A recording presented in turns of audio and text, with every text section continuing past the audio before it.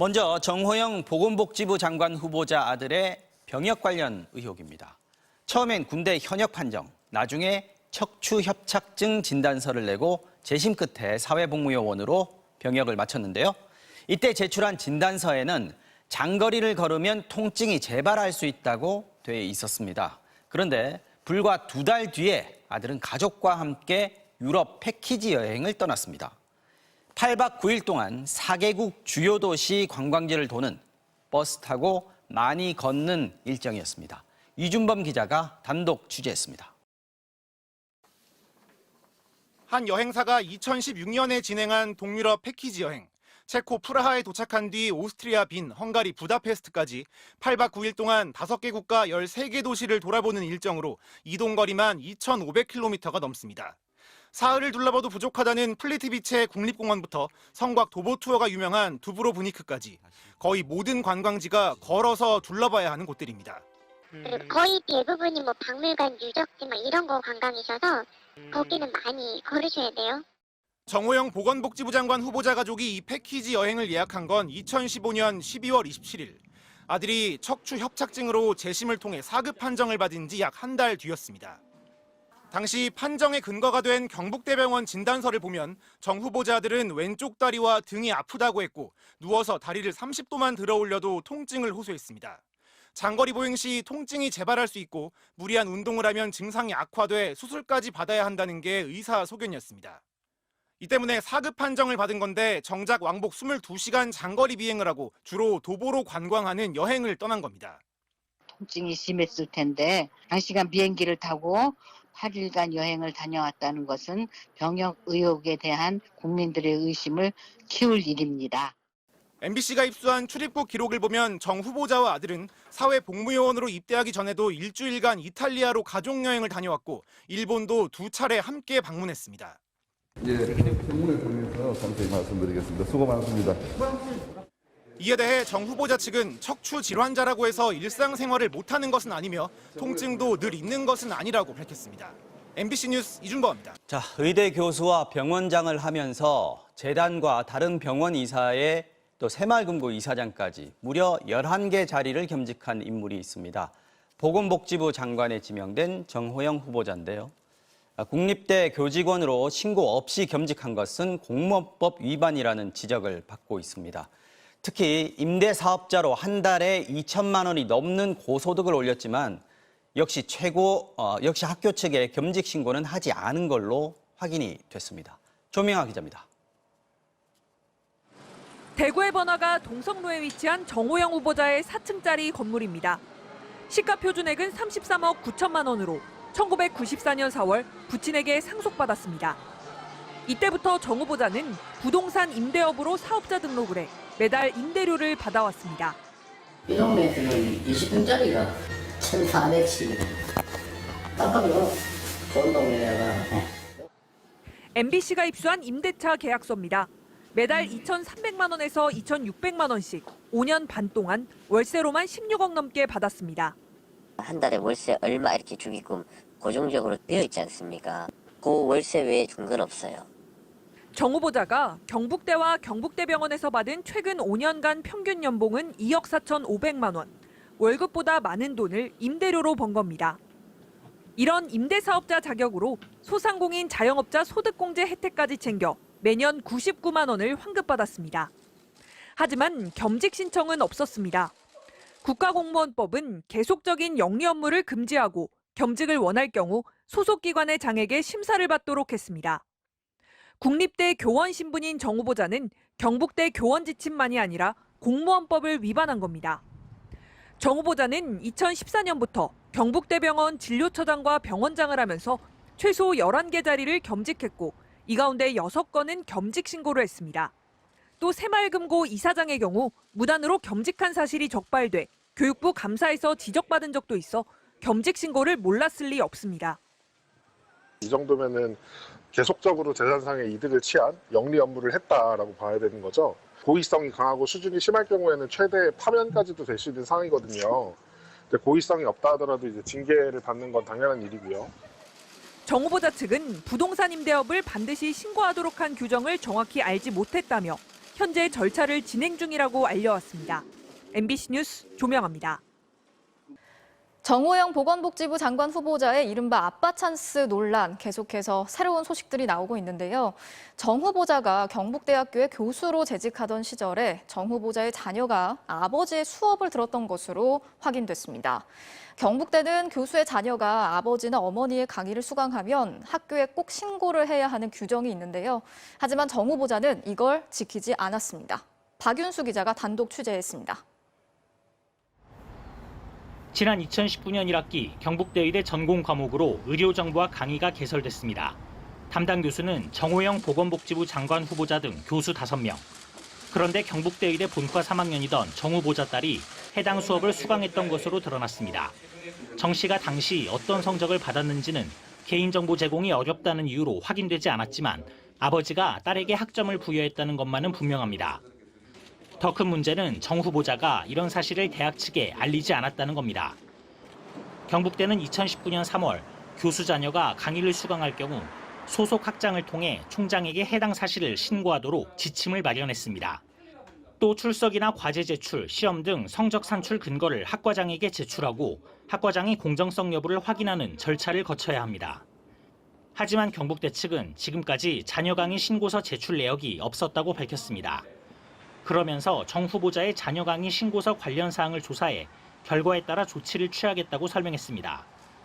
이 밖에도 정 후보자의 딸은 2017년도 편입학을 앞두고 경북대의대 입시를 위한 필수 과목이었던 화학 과목을 2016년 여름학기 경북대 학점 교류를 통해 수강했던 사실도 새롭게 드러났습니다.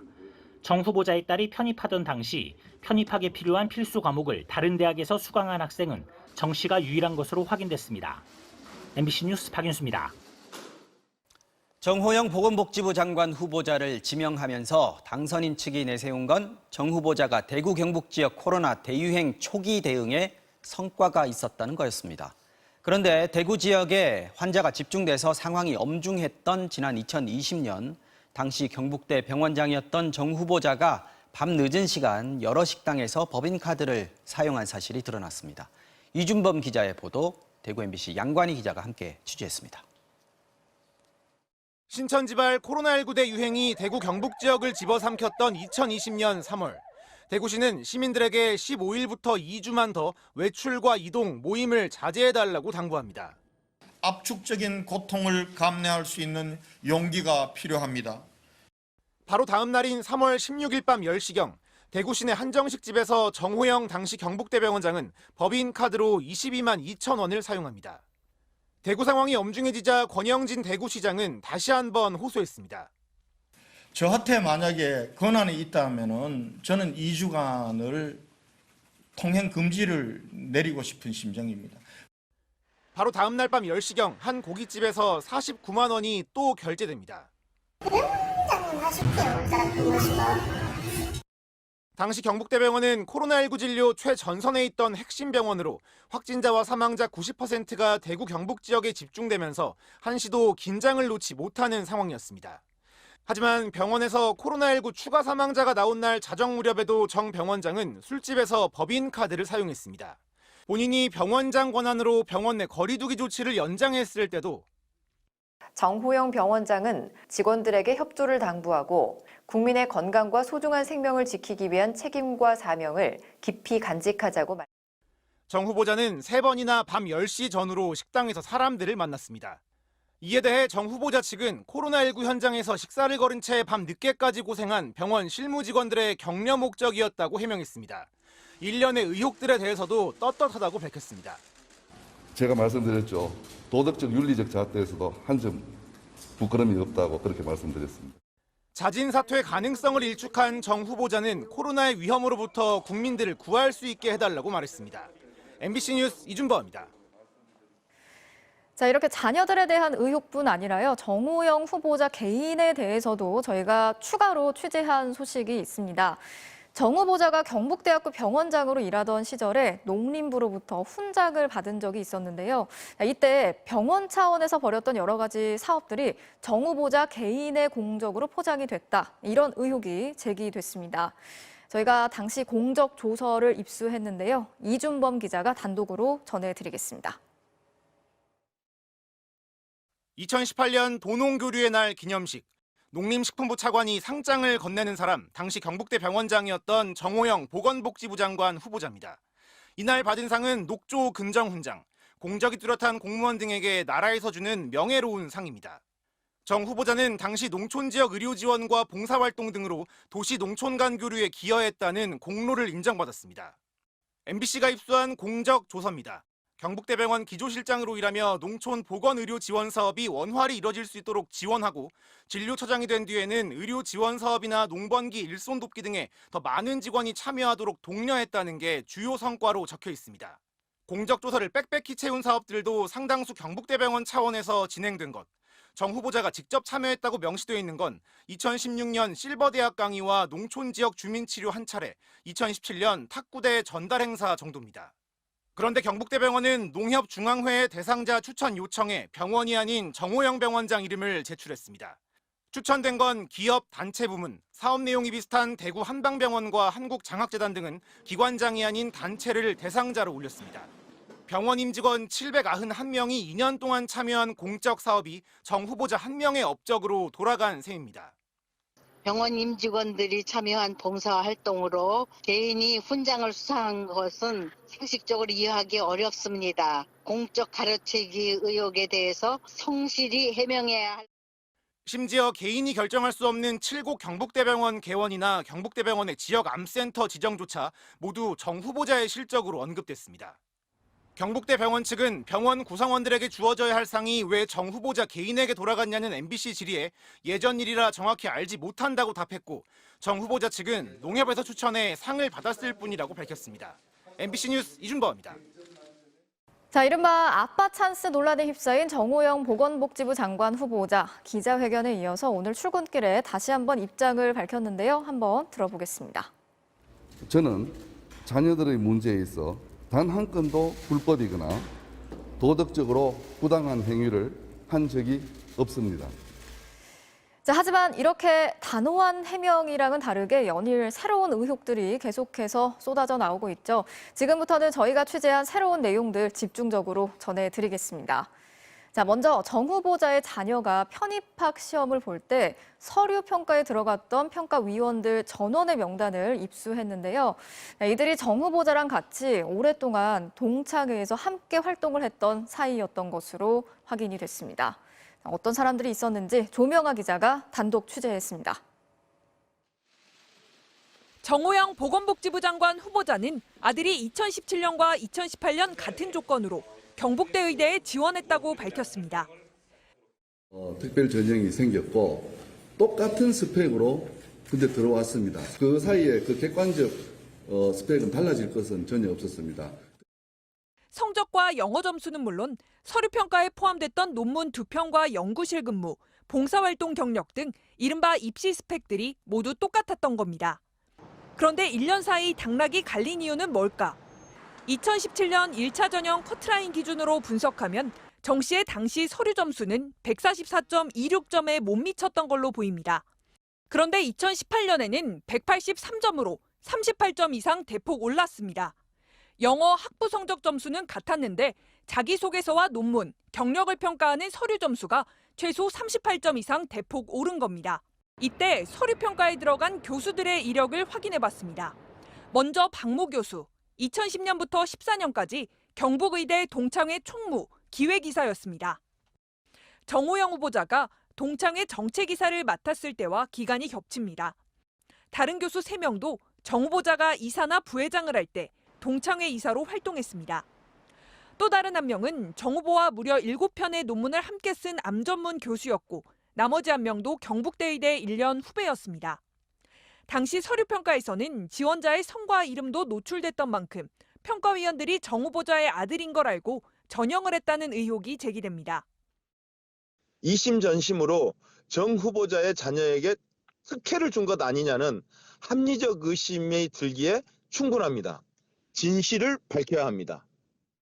게다가 2017년 딸의 면접고사에서 30점 만점에 최고점인 29점을 준 위원 2명도 정보와 동창회 임원으로 함께 활동했던 걸로 확인됐습니다. 정 후보자는 편입학 과정에 불법은 없었다는 입장을 고수하고 있습니다.